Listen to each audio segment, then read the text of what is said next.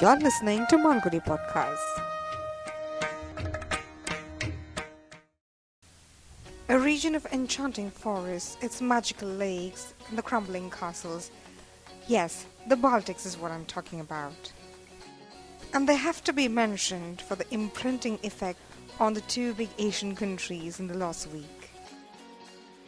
Our Vice President, Mr. Venkaiah Naidu, concluded his 5-day Trination tour to the Baltic states on 22nd of August. This was the first ever high-level dignitary visit from India to the three nations. And somewhere near our neighborhood, an adaptation of the Baltic way happened, making every nation turn their head to Hong Kong. Listen on till the end to know what is the outcome of the Vice President's tour and how the Baltic is responsible for the Hong Kong's protest. The Baltic states, a geopolitical term to the group of three sovereign states in northern Europe on the eastern coast of the Baltic Sea.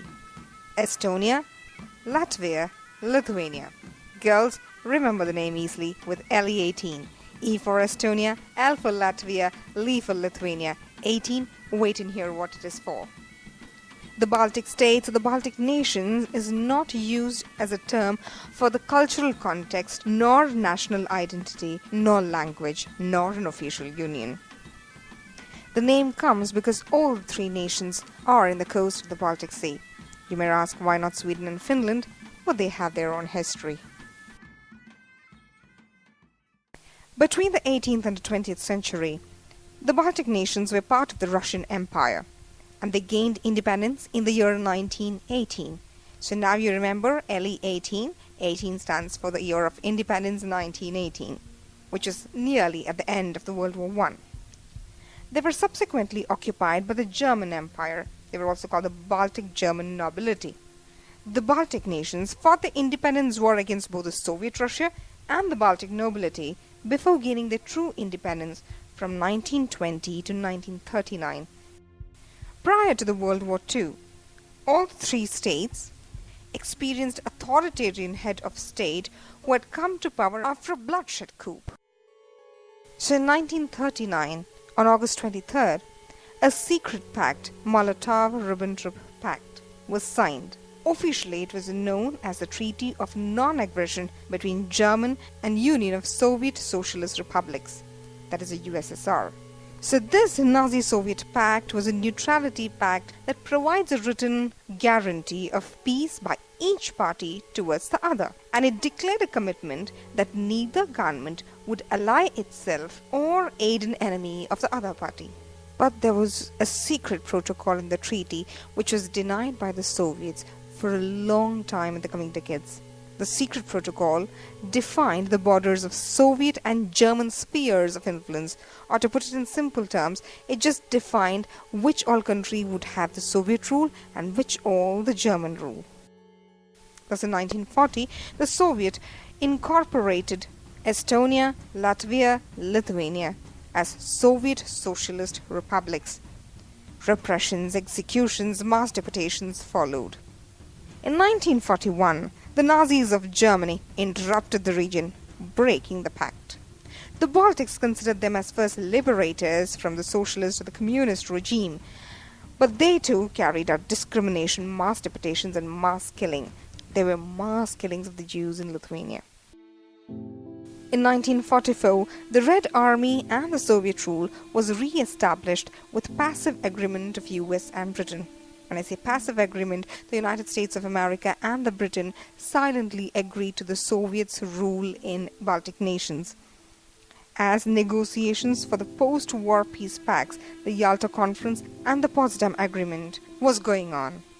The three Baltic states, Estonia, Latvia and Lithuania, were considered to be part of the Soviet occupation by the US, UK, Canada, NATO and many other countries and international organizations until the late 1980s.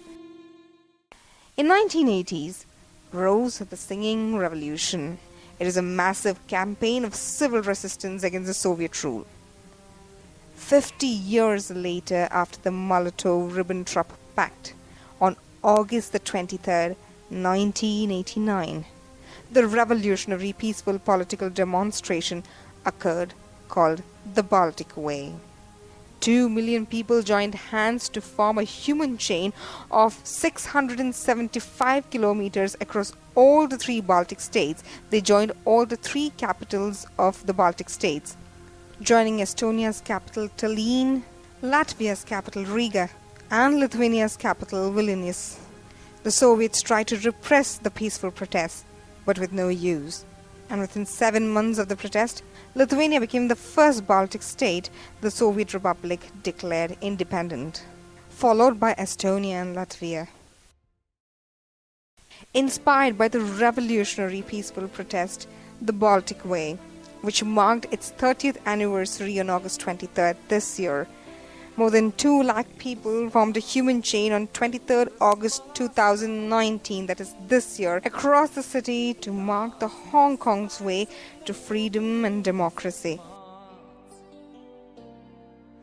During the singing revolutions, the Baltic states had a joint anthem. It was called "The Baltics Are Waking Up." It was a trilingual song. Hong Kong's Way does not have an anthem for themselves, but they are playing the Broadway musical, waving their phone with the torches lit.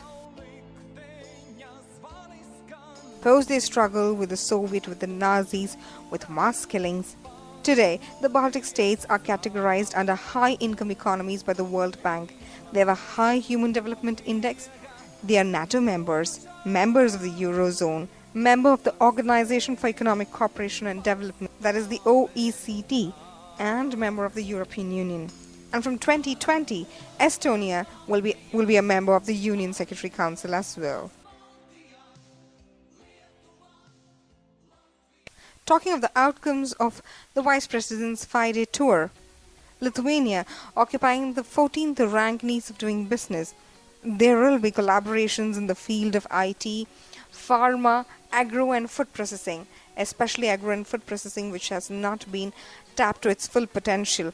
When the Vice President visited Latvia, he visited the National History Museum of Latvia at Riga and unveiled the bust of Father of our Nation, Mahatma Gandhi, at the National Library of Latvia.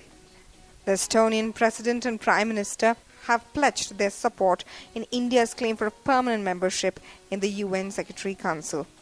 India has also invited Estonia to join the International Solar Alliance, in which India is playing a leading role.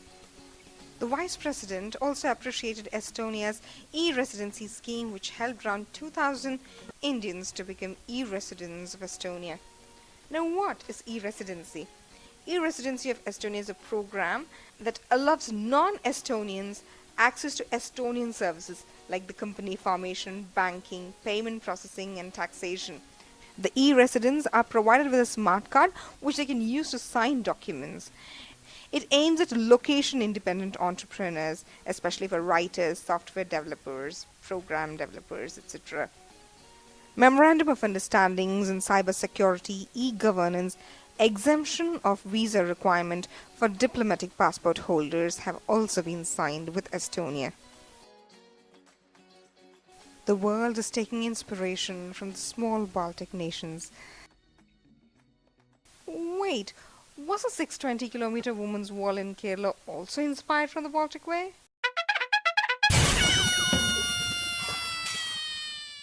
Thank you for listening to this episode. Meet you in the next episode. You're listening to Malgudi Podcast.